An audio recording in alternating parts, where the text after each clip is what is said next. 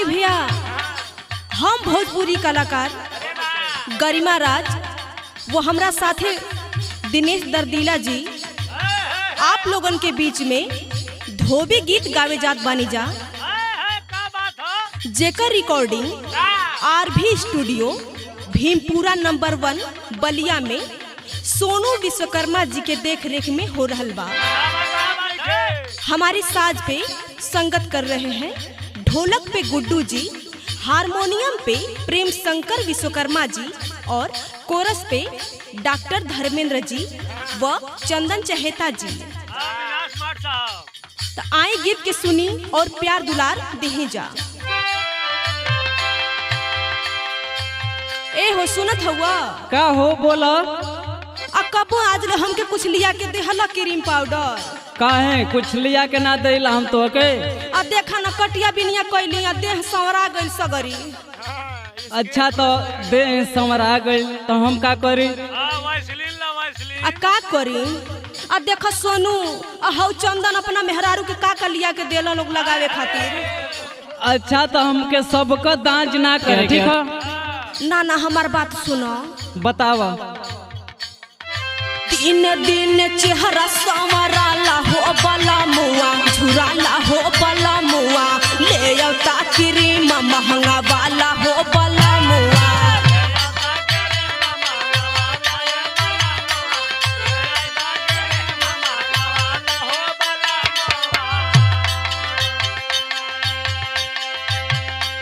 सुनो एहर जेब में 1 रुपया नहीं खे आ तुहके क्रीम चाहिए हैं?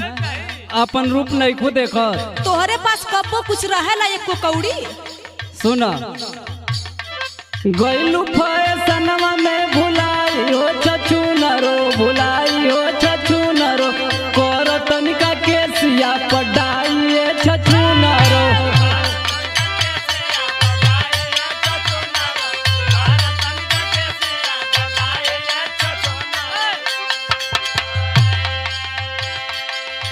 अभी है कबो तो से कुछ मंगले होखी आ सोझार लिया के देहले होख। अच्छा हम तो के कुछ आज ले ना लिया के दिहनी तो के देला। हम अपना नैहर से लिया के करीला। अच्छा सुनो बतावा। परसो बला मुआ कबूतरी के आई है,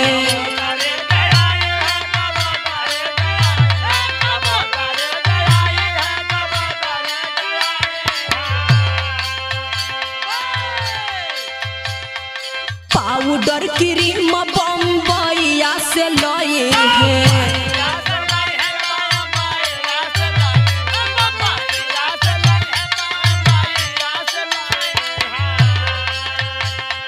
परसों वाला मुआ कबूतरी के आई है, पाउडर क्रीम बम्बईया से लाए हैं। और सुना हाँ बतावा। है चर्चा घर घर सुनाला हो बला मुआ, सुनाला हो बला मुआ, ले आवता क्रीम महंगा वाला हो बला मुआ।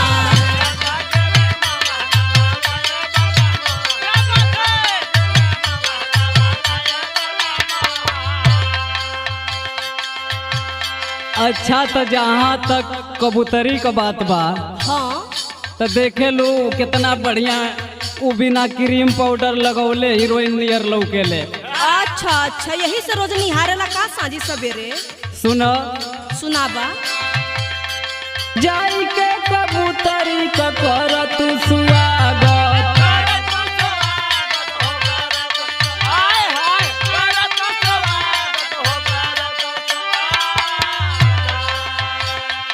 चेहरा हीरोइन नियरो करो बलागत।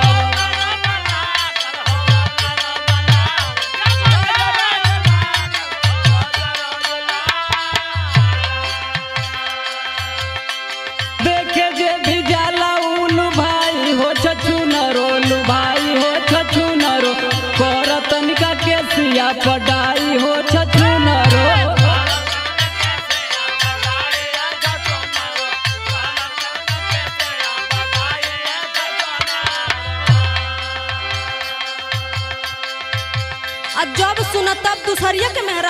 बखान करेला।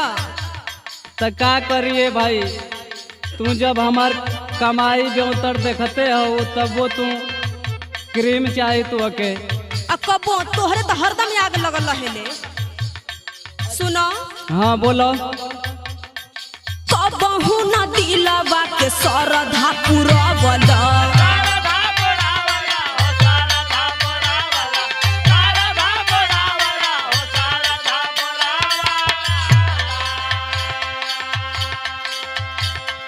धरला समझवा में फुहरी बनावला।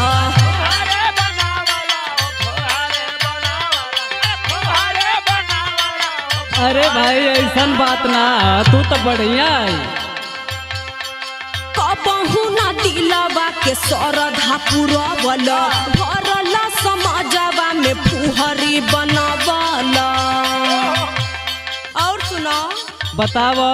कहला पर काहे खिसियाला हो बला मुआ, झुराला हो बला मुआ, ले औता क्रीम महंगा वाला हो बला मुआ।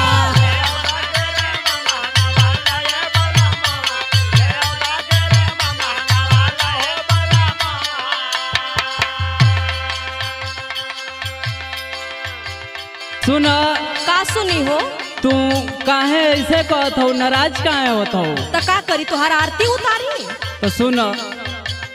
तो फाटल करे जवा के अब जिनी फार।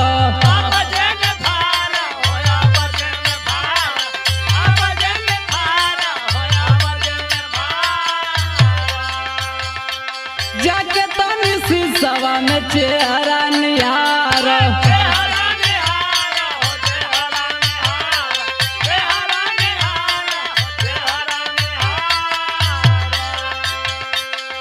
देखला पबरला ओ काई हो छछुनरो, काई हो छछुनरो, कर तनिका के सिया पडाई हो छ